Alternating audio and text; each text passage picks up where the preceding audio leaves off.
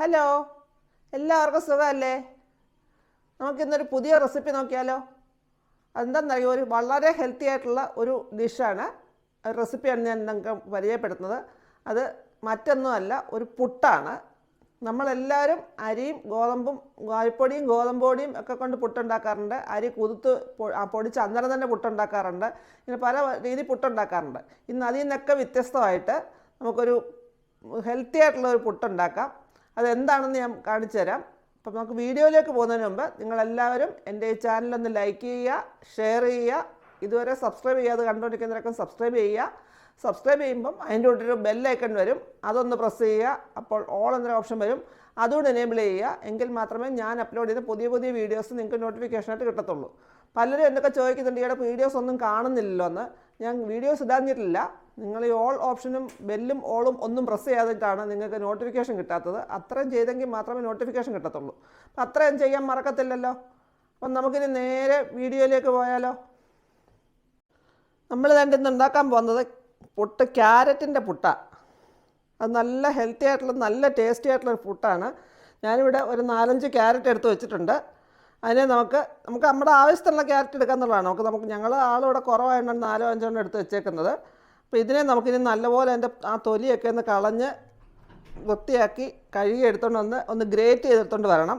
അത്രയും ഗ്രേറ്റ് ചെയ്തെടുത്തുകൊണ്ട് വന്നിട്ട് നമുക്കിനി അടുത്ത സ്റ്റെപ്പ് എന്താണെന്ന് നോക്കാം. ഞാൻ വേണ്ട ക്യാരറ്റ് എല്ലാം ഗ്രേറ്റ് ചെയ്ത് പൊടിയായിട്ട് ഗ്രേറ്റ് ചെയ്ത് വെച്ചിട്ടുണ്ട്. പിന്നെ നമുക്ക് അതിൻ്റെ കൂടെ ചേർക്കാൻ എടുക്കുന്നുണ്ട് കുറച്ച് ഉണക്കമുന്തിരിങ്ങ ഞാൻ നല്ലപോലെ കഴുകി എടുത്ത് വെച്ചിട്ടുണ്ട്. പിന്നെ അണ്ടിപ്പരിപ്പ് അത് രണ്ടായിട്ടെല്ലാം മുറിച്ചെടുത്തേക്കാണ്, തീരെ പൊടിയാക്കാണ്ട് രണ്ടായിട്ട് മുറിച്ചെടുത്തിട്ടുണ്ട്. പിന്നെ കുറച്ച് ഡേറ്റ്സ്, അത് ഈന്തപ്പഴം നമ്മൾ ചെറിയ കൊച്ചു കഷ്ണങ്ങളായിട്ട് മുറിച്ചെടുത്തിട്ടുണ്ട്. പിന്നെ നമുക്ക് വേണമെന്നുണ്ടെങ്കിൽ ഇതിൻ്റെ കൂടെ ബദാം ചെറിയ കൊച്ചു കഷ്ണമായിട്ട് മുറിച്ച് വേണമെങ്കിൽ ചേർക്കാം. നമുക്കിനി ഇതെല്ലാം കൂടെ ഇതിനകത്തേക്കിട്ട് ഒന്ന് മിക്സ് ചെയ്തെടുക്കാം. ഇതുകൊണ്ടൊക്കെയാണ് ഞാൻ പറഞ്ഞത് വളരെ ഹെൽത്തി ആയിട്ടുള്ളൊരു പുട്ടാണിതെന്ന് പറഞ്ഞു. ക്യാരറ്റും ഹെൽത്തിയാണ്, ഈ ഇട്ടേക്കുന്ന സാധനങ്ങളെല്ലാം ഹെൽത്തിയാണ്. ഇനി നമുക്ക് ഇച്ചിരി ഉപ്പിടാം ഇതിനകത്തിലേക്ക്.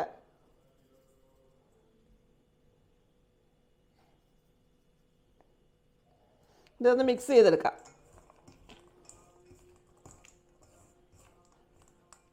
ഇനി നമുക്കിതിനകത്ത് ഒരു സാധനം കൂടെ ചേർക്കാൻ. നമുക്ക് ക്യാരറ്റിന് നനവുണ്ട്.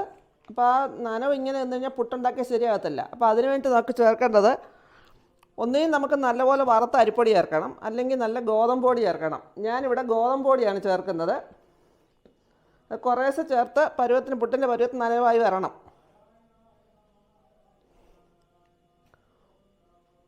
വളരെ കുറച്ച് ഗോതമ്പ് പൊടി അരിപ്പൊടിയൊക്കെ മതി ഇതിന്. മിക്സ് ചെയ്ത് വരുമ്പം അത് പുട്ടിൻ്റെ പരുവത്തിൽ പരുവത്തിൽ നനഞ്ഞ് വരണം ഇത്.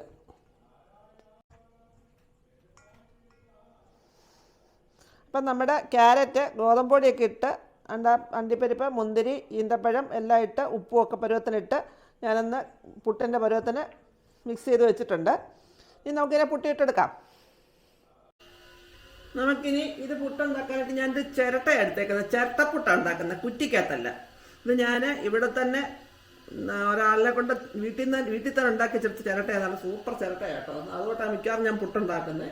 നമുക്ക് അതിനകത്തേക്ക് ചിരട്ടപ്പുട്ടുണ്ടാക്കാം. അതിൻ്റെ നമ്മൾ സാധാരണ ഇടുന്നപോലെ തേങ്ങ ആദ്യം ഇടുക,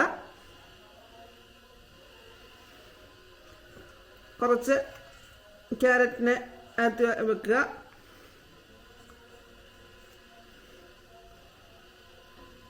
ഇടയ്ക്ക് കുറച്ച് തേങ്ങ വീണ്ടും ഇടാം. നമ്മൾ കുറ്റിക്കകത്താണ് ഇതുപോലെ തന്നെ ഇടണം.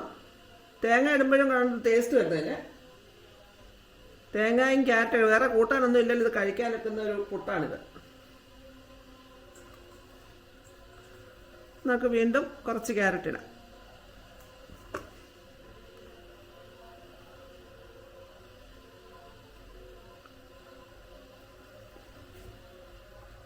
നമ്മുടെ കുറ്റി അടുപ്പേ വെച്ച് വെള്ളം ഒക്കെ തിളച്ചായി വരുന്നുണ്ട്. ഇനി നമുക്കിത് അങ്ങോട്ട് വെച്ച് കൊടുക്കാം. ഇത് തീ അങ്ങ് സിമ്മിലാക്കണം. സിമ്മിലാക്കിയില്ലെങ്കിൽ ഇതെല്ലാം ഉരുണ്ട് താഴെ വീഴും. അത് തന്നെയല്ല, സിമ്മിലാക്കുന്നതാണ് നല്ലപോലെ വേവാനും നല്ലത്. അപ്പം നമുക്കിനി അത് വേവുന്നിടം വരെ വെയിറ്റ് ചെയ്യാം. അതാണ്ട് നമ്മുടെ പുട്ടിന് ആവി വന്നിട്ടുണ്ട്. ഇനി നമുക്കിതിനെ ഒന്ന് തുറന്ന് നോക്കാം. ആഹാ, സൂപ്പർ വെന്തിട്ടുണ്ട്. ഇനി നമുക്കിതിനെ അതിനകത്തൊന്ന് മാറ്റിയിട്ട് ബാക്കി എല്ലാ പുട്ടും ഇതുപോലെ ചുട്ടെടുക്കണം.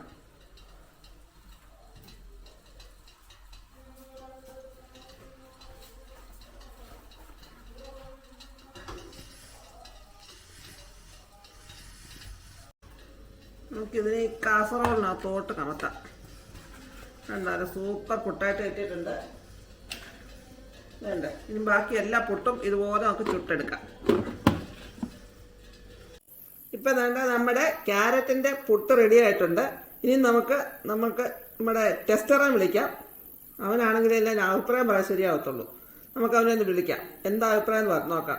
ഇതിൻ്റെ കൂടെ ഏറ്റവും നല്ല കോമ്പിനേഷന് പയർ പുഴുങ്ങിയതോ അതല്ലെങ്കിൽ പപ്പടമോ ഒക്കെയാണ്. ഇത് വെറുതെ ഒന്നും ഇല്ലാതെ കഴിക്കാൻ കൊള്ളാം. ഞാനിത് വേറെ പ്രത്യേകിച്ച് കൂട്ടാനുകളൊന്നും ഇല്ലാതാണ് എടുത്തേക്കുന്നത്. പിന്നെ നമുക്ക് അല്ലെങ്കിൽ ഇച്ചിരി ഇതിന് ക്യാരറ്റിനൊരു ചെറിയ മധുരം ഉള്ളതുകൊണ്ട് നമുക്ക് അതിൻ്റെ കൂടെ പിന്നെ രസമോ തീയലോ ഒക്കെ ഉണ്ടെങ്കിലും നല്ലതാണ്. പഴം അതിൻ്റെ കൂടെ നല്ല കോമ്പിനേഷൻ അല്ല, മധുരം ഉള്ളതുകൊണ്ട്.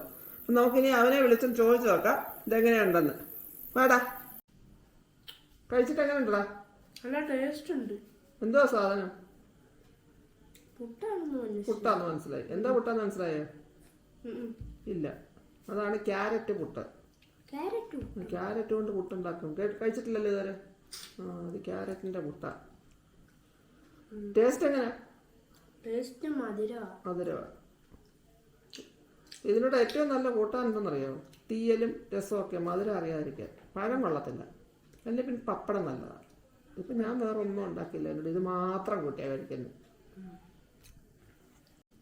അപ്പം ഗായ്സ്, നിങ്ങളൊന്ന് ഈ സംഭവം കൂടി ട്രൈ ചെയ്തിട്ട് കമൻറ്റിലൊന്ന് ഇടണം.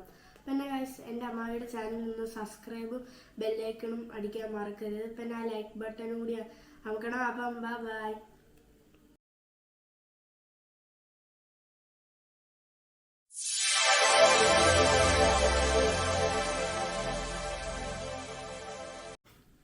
അപ്പം ഗായ്സ്, നിങ്ങൾ ഈ സംഭവം ഒന്ന് ട്രൈ ചെയ്തിട്ട് കമൻറ്റിലൊന്ന് പറയണം.